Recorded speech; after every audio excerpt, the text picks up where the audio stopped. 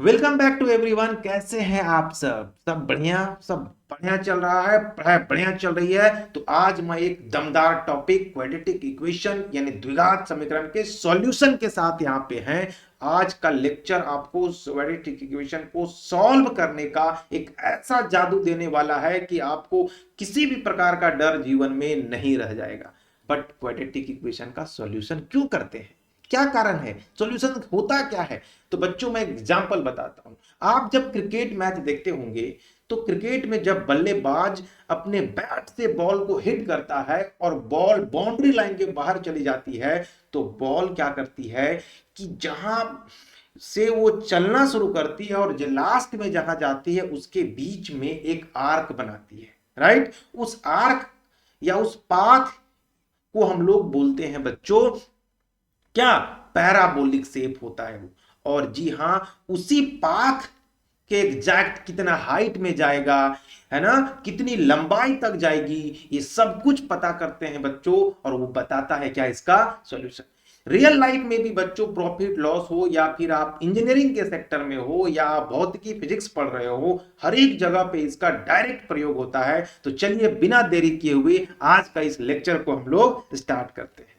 जी हाँ, इसमें हम लोग क्वाड्रेटिक इक्वेशन के सॉल्यूशन को सीखने वाले हैं। इसके अंदर हम लोग एक से बढ़कर एक मेथड सीखने वाले हैं और हर एक मेथड का ड्रॉबैक भी बताएंगे कि ये मेथड फेल कर जाता है, किस प्रकार का प्रॉब्लम होगा तो आप कौन से मेथड को यूज करोगे। सबसे इंपॉर्टेंट तो बच्चों ये होता है, यानी यहां पे आपको पूरा क्वाड्रेटिक इक्वेशन को सॉल्व करने के लिए आप मास्टर हो जाएंगे। तो चलिए सबसे पहले क्विक रिकैप कर लेते हैं इंट्रोडक्शन में कि क्वाड्रेटिक इक्वेशन क्या होता है। तो मैंने बताया था बच्चों कि क्वाड्रेटिक इक्वेशन जो होता है उसका जनरल फॉर्म को मैंने बताया था आपको कि a x square plus b x plus c is equal to zero होता है। बट ध्यान ये चीज रखना था स्टूडेंट कि ए जीरो नहीं होना चाहिए, क्योंकि अगर ए जीरो हो जाएगा तो एक्स स्क्वायर का कोफिशिएंट तो एक्स स्क्वायर वाला टर्म ही रहेगा। और किसी भी अगर पॉलिनोमियल इक्वेशन में अगर एक्स स्क्वायर का टर्म नहीं रहेगा तो उसे हम लोग क्या बोलेंगे? क्वाड्रेटिक इक्वेशन तो खैर नहीं बोलेंगे। क्लियर है बात? ठीक है। अब अगर आपको इसके एप्लीकेशन की बात मैंने आप बताया कि आप इसे फिजिक्स में, फाइनेंस में, इंजीनियरिंग में और बहुत सारे रियल लाइफ प्रॉब्लम में इसका बच्चों पूरे दिल खोल के प्रयोग कर सकते हैं। मैंने इसके पहले वीडियो में बहुत डिटेल में बताया था कि कैसे यूज कर पाएंगे। आज हम लोग इसके सॉल्यूशन को यूज करने वाले हैं। राइट, तो सबसे पहला मेथड जो होता है बच्चों सॉल्व करने का, जो बहुत पहले से होता है, वो होता है फैक्टोराइजेशन मेथड, या जिसे हम लोग गुणनखंड विधि कहते हैं हिंदी में। बच्चों लेक्चर हिंदी और इंग्लिश दोनों में है, इसलिए बिल्कुल घबराने का जरूरत नहीं है कि सर मैं हिंदी मीडियम का हूं, मैं इंग्लिश मीडियम का हूं। कुछ बच्चे कमेंट में पूछते हैं कि सर हिंदी मीडियम का हूं तो कैसे होगा, तो इंग्लिश में लिखते हैं। बच्चों मैं जब बोलता हूं मैक्सिमम वर्ड हिंदी में ही बोलता हूं, तो आपको चिंता करने की बिल्कुल जरूरत नहीं है। आप सीखना है। और बच्चों मैथ्स तो लैंग्वेज है, एक भाषा है, इसको किसी दूसरे भाषा की जरूरत नहीं है, इसीलिए आप टेंशन बिल्कुल मत लेना। चलो, तो सबसे पहला काम क्या करना होता है बच्चों कि कोई भी इक्वेशन कैसा लिखा हुआ रहता है, तो बोलोगे सर इक्वेशन होता है a x square plus b x plus c is equal to zero. यही होता है कि नहीं होता है? बिल्कुल हाँ। तो इसको सॉल्व करने का बच्चों एक बेसिक मेथड ये होता है कि आपको सबसे पहला काम क्या करना है कि आपको इस हमेशा क्वाड्रेटिक इक्वेशन जो दिया हुआ रहेगा उसमें तीन टर्म तो दिखेगा। राइट, दिखेगा। तो उसको सॉल्व करने का मेथड है, दो टर्म दिखेगा तो उसको अलग तरीके से सॉल्व करेंगे। ठीक है, चलो। तो इसमें क्या करना है, जो एक्स स्क्वायर वाला टर्म है उसका कोफिशिएंट और जिसमें एक्स का टर्म नहीं है उसके कोफिशिएंट, उन दोनों को क्या कर लो बच्चों? मल्टीप्लाई कर लो। क्लियर है बात? तो क्या होगा बच्चों? तो बोलोगे सर एक है एक्स स्क्वायर का कोफिशिएंट ए और कांस्टेंट वाला टर्म है क्या? सी। साइन के साथ भी आप उसे लेना है। तो अब क्या बोलोगे बच्चों? तो उनका जो प्रोडक्ट करोगे तो बच्चों क्या मिलने वाला है? ए इंटू सी मिलने वाला है। ये तो पहला स्टेप आपको हुआ है कि किसी भी क्वेश्चंस को फैक्टराइज कैसे करेंगे इसके लिए। दूसरा, बीच का जो टर्म होता है जो एक्स वाला, उसके कोफिशिएंट को देखना है बच्चों। ठीक है, देखना है। अब इन दोनों नंबर को जब प्रोडक्ट करोगे तो कोई एक नंबर ही तो मिलेगा बच्चों।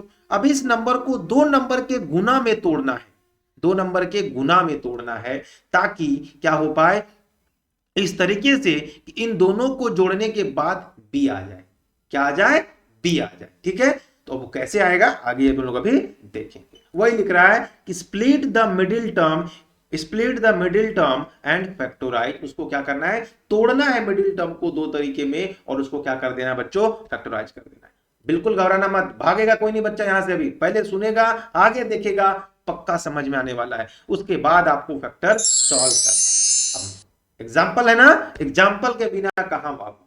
अब देखो यहां सबसे पहला बात ये कि x square minus 5x plus x is equal to 0, कल मैंने इस टाइप के इक्वेशन ला ला के छोड़ रहा था, है ना। आज इसका आंसर निकालेंगे एग्जैक्टली वो क्या होगा। तो मैंने क्या कहा कि एक्स स्क्वायर का कोफिशिएंट 1 है और कांस्टेंट वाला टर्म 6 है, तो 1 इंटू 6 क्या हो गया बच्चों, 6 हो गया, 6 हो गया ना, पक्का। अब बीच में कितना है बच्चों, बीच वाला टर्म कितना है, -5, बस इसे ध्यान में रखना है। अब हमने क्या कहा, 6 को 2 नंबर के गुना में लिखो, तो बोलोगे सर 1 इंटू 6 6 होता है, 2 इंटू 3 6 होता है, और भी होता है क्या, नहीं, ऐसे लिखते हैं। अब बताओ इन दोनों में या तो दोनों को जोड़ के -5 ले आओ, या फिर एक में से घटा के -5 ले आओ।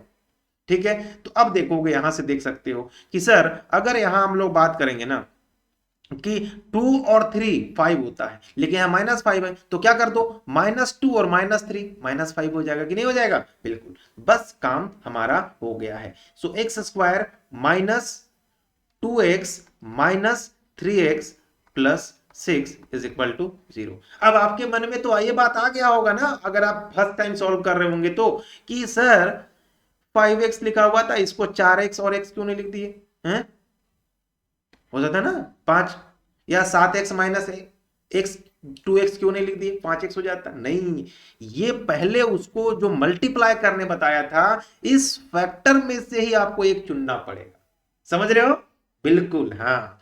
अब देखो इसमें क्या करना है बच्चों कि दो दो का पेयर बना के अगर कुछ कॉमन मिलता है तो उसे बाहर लो।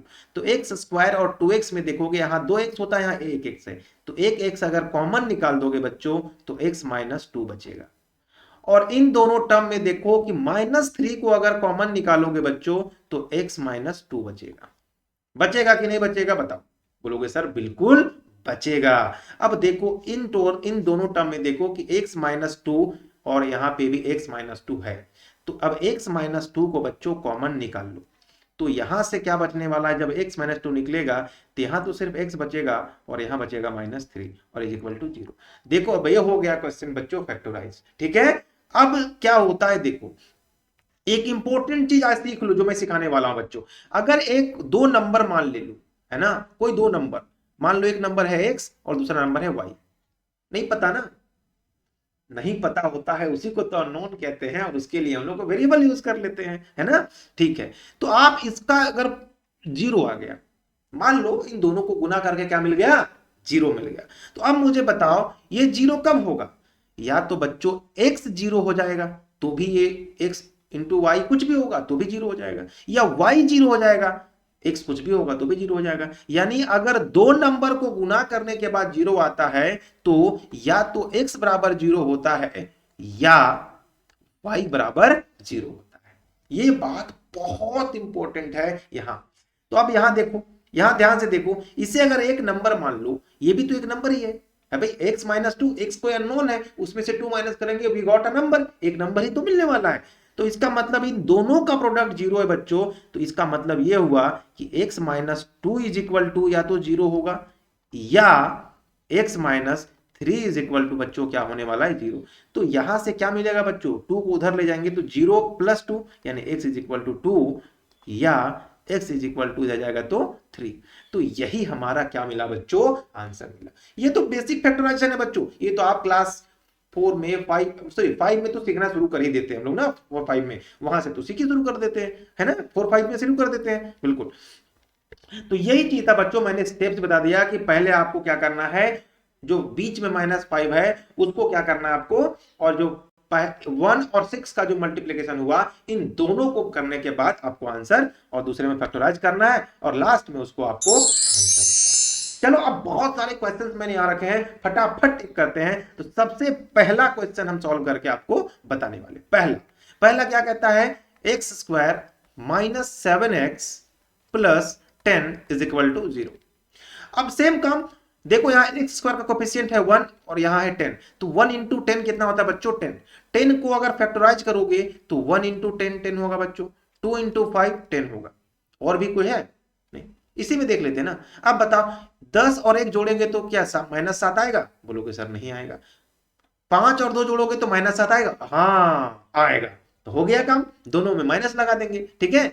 तो अब इसको क्या कर दो कि एक्स स्क्वायर -5x -2x, देखो -7x हो गया ना, बिल्कुल, और +10 इज इक्वल टू 0।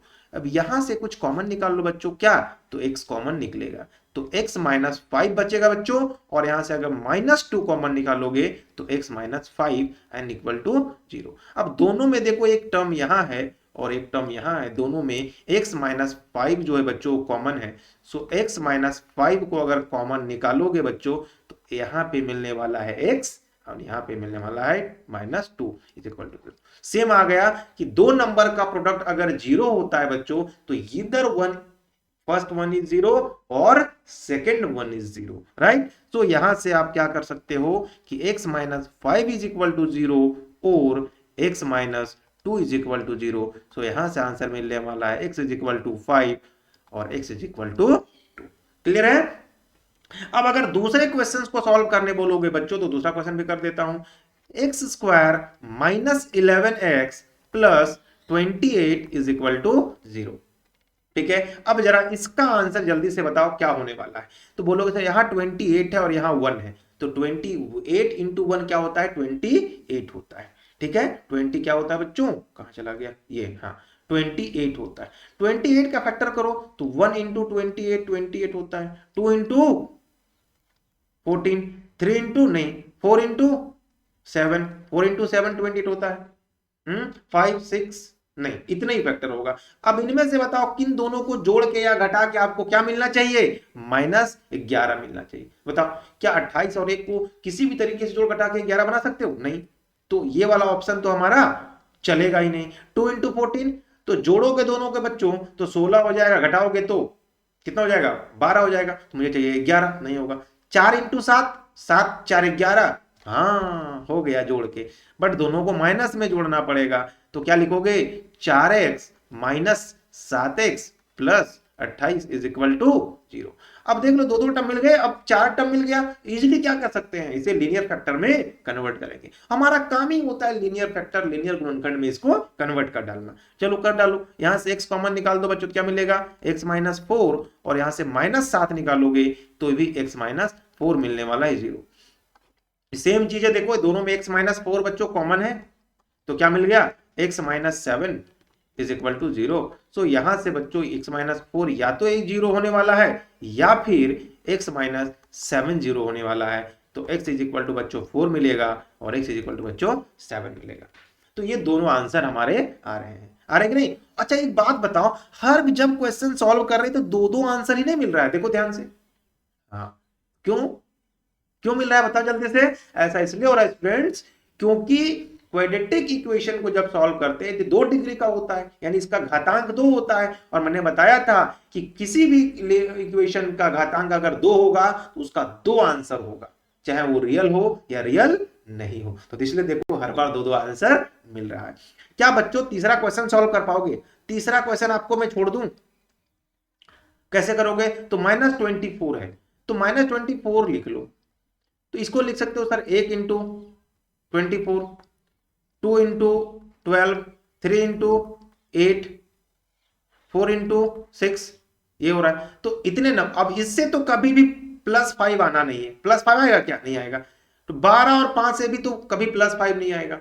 3 और 8 से, 3 8 से आ रहा है क्या, हाँ 3 -8 करोगे तो क्या मिल जाएगा बच्चों प्लस, या 8 -3 कर दोगे, 8 -3। तो हम इसको सिर्फ लिख के छोड़ दे रहे हैं, एक्स स्क्वायर माइनस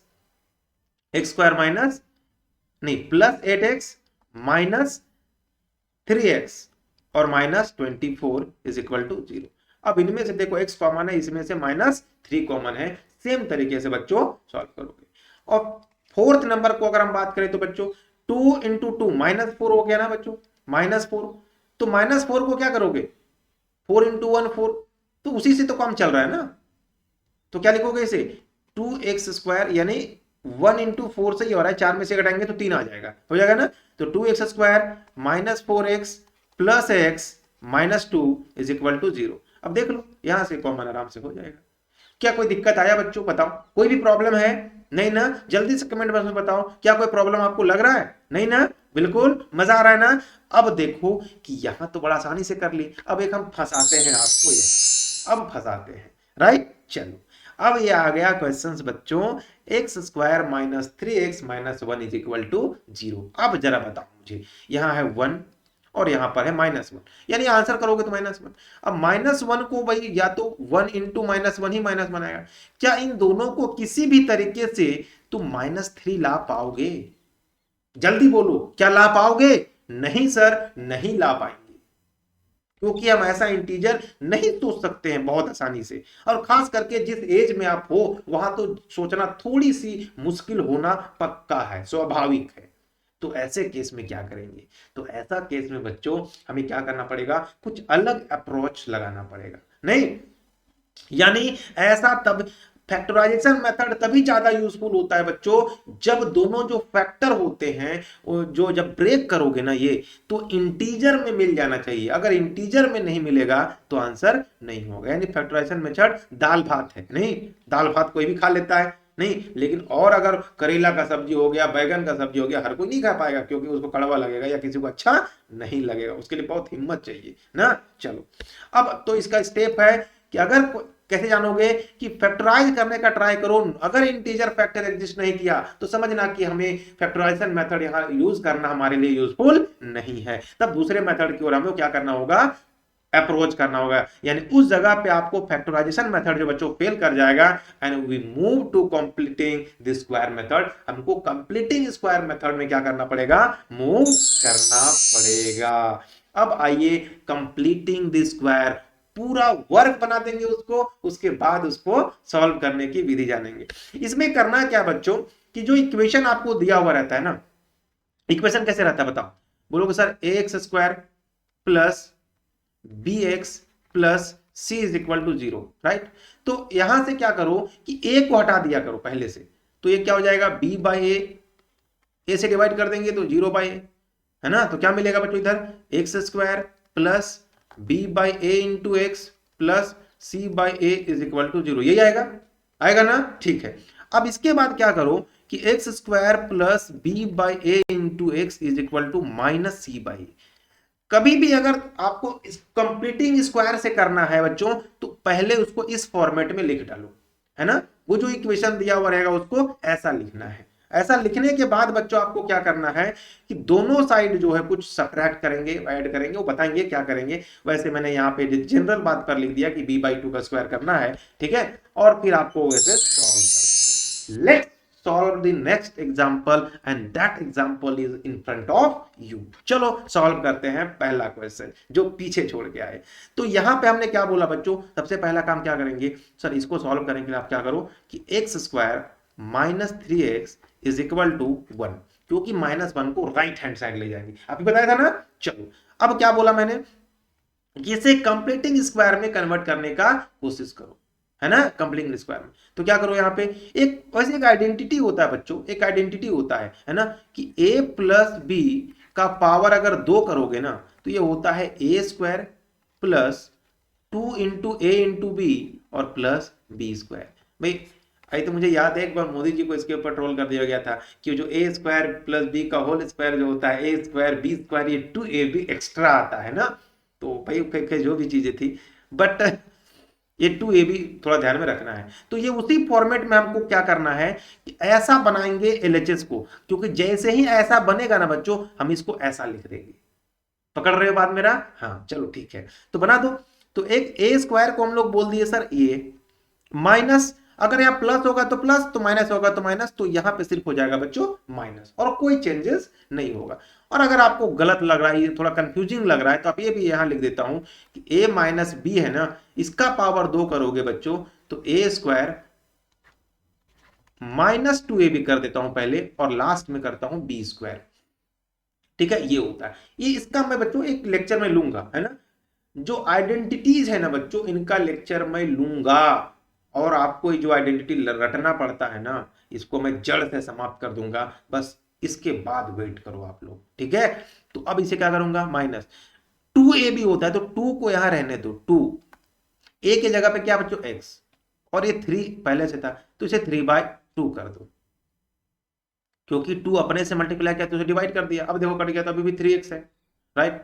तो 2ab, अब कर दो यहां पे 3b की जगह पे क्या मिल गया 3/2, तो 3/2 का whole square is equal to 1। अब इधर ऐड किए हो तो इधर भी क्या करना पड़ेगा, 3/2 का होल स्क्वायर बच्चों ऐड करना पड़ेगा, करना पड़ेगा ना। हाँ, अब ये बन गया क्या हमारा सर, ये बन गया x माइनस 3/2 का होल स्क्वायर, हो गया कि नहीं, होल स्क्वायर हो गया। और इधर क्या मिलेगा बच्चों, इधर देखो तो क्या मिलेगा, क्योंकि देखो a square minus 2 into a into b plus b square, तो क्या होता है a प्लस बी का होल, a माइनस बी का होल स्क्वायर, देख लो सेम चीजें है ना।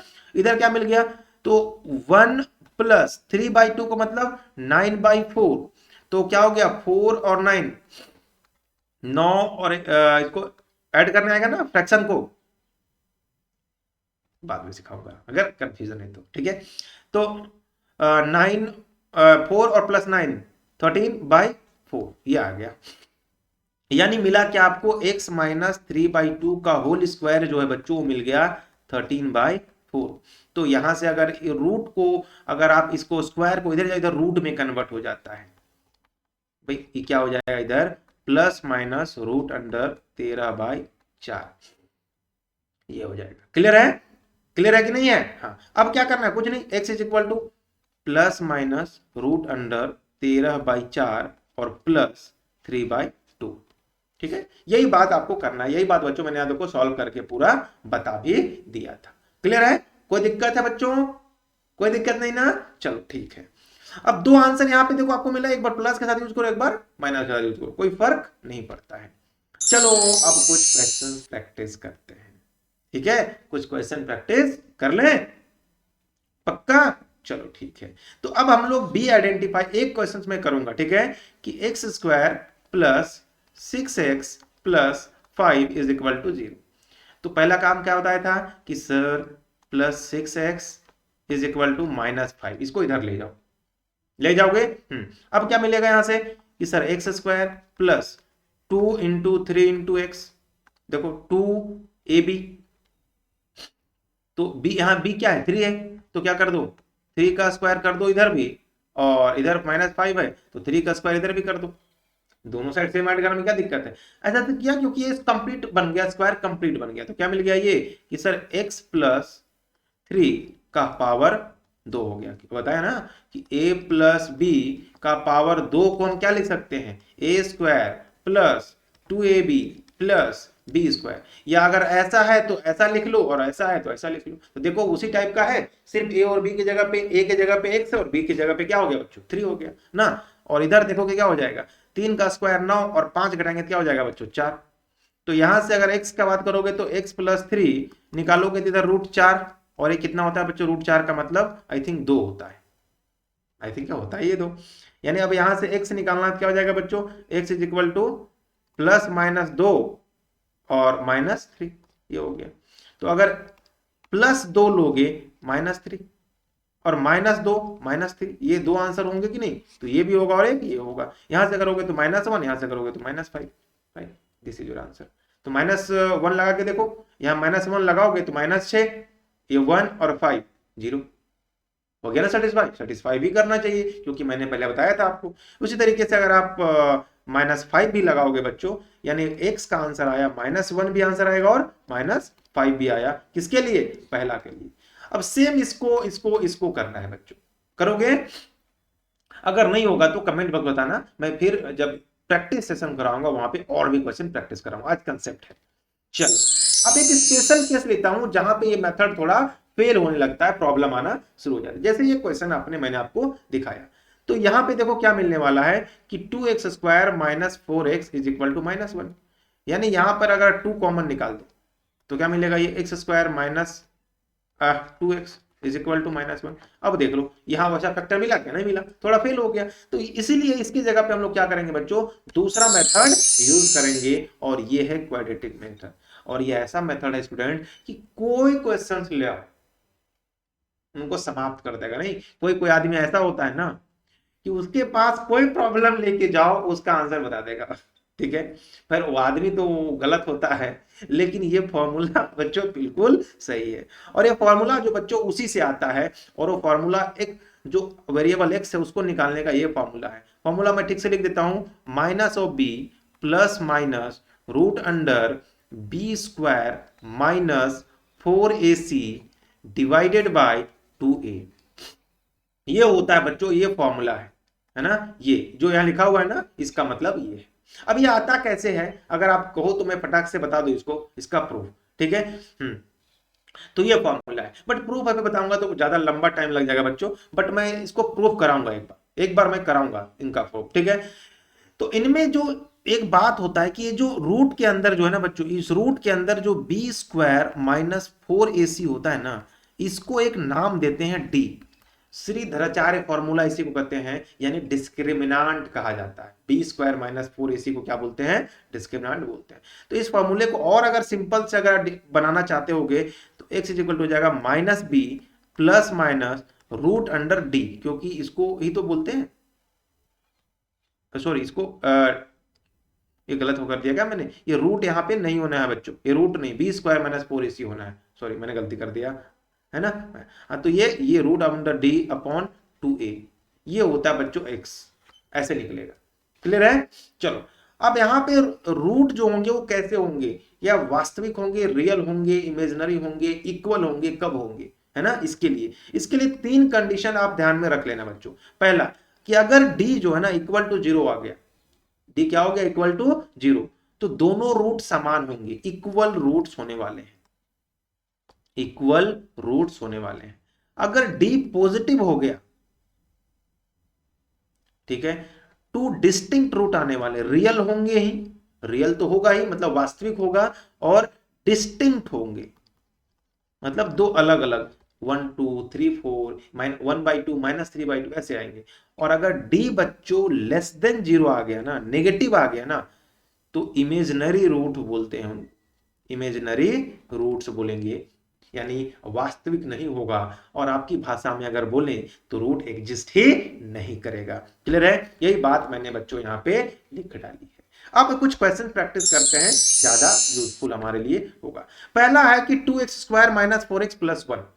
तो पहले हम लोग पता करते हैं कि रूट इसका होगा आंसर या नहीं होगा, तो पहले निकाल। अच्छा ए बी सी वहां पे क्या था बच्चों, तो ए क्या होता है, एक्स स्क्वायर का कोएफिशिएंट, बी क्या होता है, एक्स का कोएफिशिएंट, और सी क्या होता है, कांस्टेंट टर्म। तो मैंने बताया डी पहले चेक करते हैं डिस्क्रिमिनेंट क्या होता है बच्चों, बी स्क्वायर माइनस 4ac, ये होता है डी। और यहाँ पे बी क्या है, यहाँ a इज इक्वल टू 2 है, b इज इक्वल टू -4 है, और c इज इक्वल टू 1 है ना, ये हम लोग पहले से जान रहे हैं ना, बिल्कुल। तो b कितना है, -4, तो -4 का स्क्वायर माइनस 4 इंटू ए 2 इंटू सी 1, तो 4 का स्क्वायर 16 माइनस 4 दूना 8 करोगे तो 16 में 8 गया तो 8, यानी जो d मिला ना बच्चों पॉजिटिव मिला, मतलब 2 रूट मिलने के और दोनों क्या मिलने वाले हैं, मजेदार यानी रियल मिलने वाले हैं। चलो अब x क्या बोलता है, x निकालने का होता है minus b plus minus root under D upon 2a। ये अगर एक साथ लिखे तो, इसको अलग अलग कैसे लिखोगे, minus b plus root under D upon 2a, एक तो ये मिलेगा, एक minus b minus root under D upon 2a, दूसरा इसमें मिलेगा। अब आप वैल्यू पुट कर दो बच्चों, किसका, b का। तो b आपको पता है कितना है, -4, तो यहां क्या हो जाएगा, -4 इंटू -4 प्लस रूट अंडर 8 नहीं अपॉन 2 इंटू ए 4, तो यहां हो जाएगा 4 प्लस रूट अंडर 8 अपॉन 4, नहीं क्या होगा बताओ जल्दी से। तो रूट 8 का मतलब, अभी तो अगर नहीं समझ में आता है तो यहां भी आंसर कर दो। वैसे रूट 8 का मतलब होता है 2√2, है ना। तो 4 प्लस 2√2 डिवाइडेड बाई 4, 2 काट दोगे बच्चों, अगर 2 कटेगा तो 2 प्लस √2 बाई 2, ये आंसर आएगा। खैर आपको यहां तक नहीं आ रहा है तो कोई दिक्कत नहीं है, आप बस यहां तक कर पाओ, यहां तक कर पाओ, ये भी आपके लिए क्या है, बहुत इंपॉर्टेंट है। क्लियर है? वो सारे क्वेश्चंस मैंने यहाँ पे सॉल्व करके बता दिए। अब बहुत सारा प्रैक्टिस क्वेश्चंस भी मैंने लिया बच्चों, एक क्वेश्चन मैं करता हूं, जो बोलो आप। चलो हर बार, इस बार लास्ट क्वेश्चन कर देता हूं, ठीक है? तो लास्ट क्वेश्चन जब मैं सॉल्व करूंगा, इसमें a इज इक्वल टू क्या हो जाएगा बच्चों, 5, b इज इक्वल टू कितना बच्चों, -8, और c इज इक्वल टू कितना बच्चों, 3। सो d इज इक्वल टू क्या होता है बच्चों, है ना? पहले d निकाल लेते हैं, तो d क्या हो जाएगा, b स्क्वायर, है ना? b स्क्वायर माइनस 4ac होता है। तो यहां से देखो b कितना है, -8 का स्क्वायर माइनस 4 इंटू 5 इंटू 3, तो 8 का स्क्वायर कितना होता है, 64, माइनस 5 चौक 20 दिया 60, यानी हो गया 4। और 4 मतलब पॉजिटिव है, इसका मतलब दोनों रूट क्या होंगे, रियल होंगे, ये तो हमको पता है, और डिस्टिंक्ट होंगे यानी अलग अलग होंगे, है ना? डी जीरो होता तो, डी जीरो तो क्या हो जाता, दोनों रूट बराबर हो जाता, सेम सेम 2 2 दोनों आता। अब यहां से अगर x निकालना है तो -b plus root under D upon 2a, एक तो ये वाला से निकलेगा और दूसरा रूट किसे निकलेगा, -b minus root D upon 2a, दूसरा यहां से निकलेगा, तो लगा दो वैल्यू। तो माइनस और माइनस क्या हो जाएगा, +8 हो जाएगा, plus root D √4 upon 2 into 5 क्या हो गया, 10 होगा कि नहीं? चलो ठीक है। अब यहां भी देखोगे तो क्या हो जाएगा, यहाँ 8 प्लस, है ना, 8 माइनस √4 बाय 10, है ना? अब देख लो, 4 का मतलब 2 होता है, 8 और 2 कितना होता है, 10, 10 बाय 10 का मतलब कितना हो गया, 1। यहां से मिलेगा 1, और यहां से क्या मिलेगा, 8 में से 2 गया तो 6, यानी 6 बाय 10, मतलब 2 दिया 6, 2 बचे 10, यानी ये पहला रूट जो मिला 1 बच्चों, तीसरा दूसरा रूट मिला 3/5। ये दो रूट में देखो, दोनों दोनों अलग अलग है और दोनों डिस्टिंक्ट भी है, मिल गए ना? बिल्कुल। बाकी क्वेश्चन बच्चों आप देखना, घर में ट्राई करना, आपको मैंने क्वेश्चन दिया है, इंपॉर्टेंट है बच्चों। क्विज कर लेते हैं फटाफट कि क्या क्या हमने आज सीखा। पहला क्विज में पहला क्वेश्चन है बच्चों कि अगर आपको बोलूं कि x square minus 7x plus 12 को सॉल्व करके बताओ 10 सेकंड में, तो कैसे करोगे? तो आपको पता है यहां पर है 1, यहां पर है 12, और लाना है -7, तो 6 दूना 12 होता है। होता क्या, 6 दूना 12, और 4 तिया 12 भी होता है, 4 इंटू 3 12 होता है, और 4 और 3 कितना होता है, 7। हो गया काम, हो गया कि नहीं? बिल्कुल। तो क्या हो गया, x-4 और x-3 करके देखना, ठीक है? लिखा। अगर d इज इक्वल टू 25 है तो how many real roots exist, कितने रियल रूट एग्जिस्ट करेंगे बच्चों, 2 रियल रूट एग्जिस्ट करेंगे, और दोनों क्या होंगे, डिस्टिंक्ट होंगे, क्योंकि d पॉजिटिव है। क्लियर है? चलो, इसको सॉल्व करने का बेस्ट मेथड कौन सा होगा, फैक्टराइजेशन, क्वाड्रेटिक फॉर्मूला से करेंगे, या फिर कंप्लीटिंग स्क्वायर से? तो मैं बोलूंगा -3 है, तो -3 को करेंगे तो 3 इंटू 1 3 होता है, -3 + 1 करेंगे तो -2 आ जाएगा। आई थिंक क्या है, -3 + 1, देखो -2 और मल्टीप्लाई करेंगे तो आ रहा है, इसका मतलब फैक्टराइजेशन मेथड बहुत बेस्ट है। चलो कुछ क्वेश्चंस मैं आपको होमवर्क देता हूं, पहला क्वेश्चन, दूसरा क्वेश्चन, तीसरा क्वेश्चन और एक चौथा क्वेश्चन। पक्का बच्चों? क्लास अच्छा लगा होगा तो बच्चों तो अपने दोस्तों के साथ शेयर करिए, इसको 2 बार देखिएगा बच्चों, तो आपको समझ में आएगा, क्योंकि एक बार में थोड़ा बहुत बड़ा कॉन्सेप्ट हो गया है, ज्यादा मैं समझ सकता हूं, पर आपको आसान लगा होगा। आप बच्चों जल्दी से ये बताइए कि आपको ये लेक्चर कैसा लगा। अगर लेक्चर अच्छा लगा होगा बच्चों तो वाई लिखिए, और अगर थोड़ा कम समझ में आया होगा तो एन लिखिए, बट जरूर सब लोग कमेंट में लिखिएगा, ठीक है? तब तक के लिए धन्यवाद। आप लोग अच्छा रहिए, स्वस्थ रहिए, और एक दूसरे को मदद करते रहिए, क्योंकि मदद करने से आत्म शांति मिलती है और हम एक बहुत अच्छे इंसान बन पाते हैं, ठीक है? तो चलो मैं क्लास खत्म करता हूं, तब तक के लिए थैंक यू सो मच।